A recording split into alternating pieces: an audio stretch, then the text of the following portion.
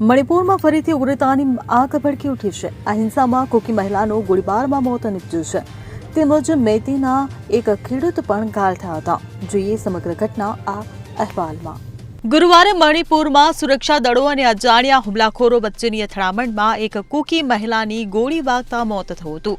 પોલીસે જણાવ્યું કે ગોળી બે જૂથો વચ્ચે સામસામે કરવામાં આવેલા ક્રોસ ફાયરમાં મહિલાની ગોળી વાગી ગઈ હતી। બિષ્ણુપુર જિલ્લામાં ખેતરોમાં કામ કરી રહેલા મેતે ખેડૂતને ગોળી વાગી ગયા બાદ સુરક્ષા દળોએ શોધખોળ અભિયાન શરૂ કર્યું હતું।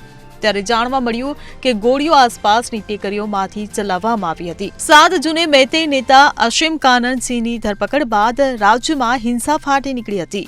સીબીઆઈએ અશિમ કાનનની ધરપકડ કરી હતી, જે ગુનાહિત પ્રવૃત્તિઓમાં સામેલ હોવાથી તેને સસ્પેન્ડ કરવામાં આવ્યો હતો।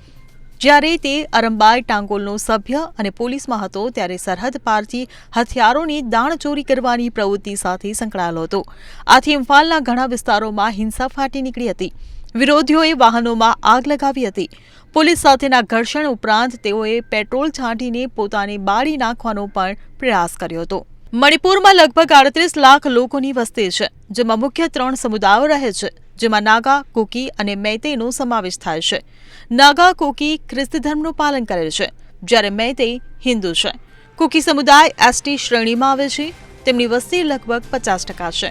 મણિપુરમાં લગભગ 10% વિસ્તારમાં ફેલાયેલી ઇમ્ફાલ ખીણમાં મેતે સમુદાયનું વર્ચસ્વ છે। નાગા કુકીની વસ્તી લગભગ 34% છે। આ લોકો રાજ્યના લગભગ 90% વિસ્તારમાં રહે છે। વિવાદ શરૂ થવાનું કારણ એ છે કે મેતે સમુદાયે માંગ કરી છે કે તેમને પણ આદિવાસીનો દરજ્જો આપવો જોઈએ। સમુદાયે આ માટે મણિપુર હાઈકોર્ટમાં અરજી દાખલ કરી હતી। એવી દલીલ કરી હતી કે 1949 પહેલા તેમને આદિવાસીઓનો દરજ્જો હતો। આ બાદ હાઈકોર્ટે રાજ્ય સરકારને ભલામણ કરી કે મેતેઈને અનુસૂચિત જનજાતિમાં ઉમેરવામાં આવે। આ બાદ અન્ય 2 જાતિઓ નાગા કુકી અનામતનો વિરોધ કરે છે।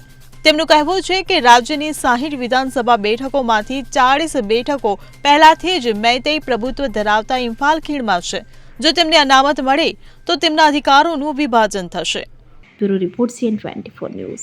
હવે જુઓ દેશ દુનિયાની તમામ ખબરો તમારી આંગળીના ટેરવે। ઉઠાવો મોબાઈલ અને Google Play Store પરથી ડાઉનલોડ કરો અમારી CN24 ન્યૂઝ મોબાઈલ એપ।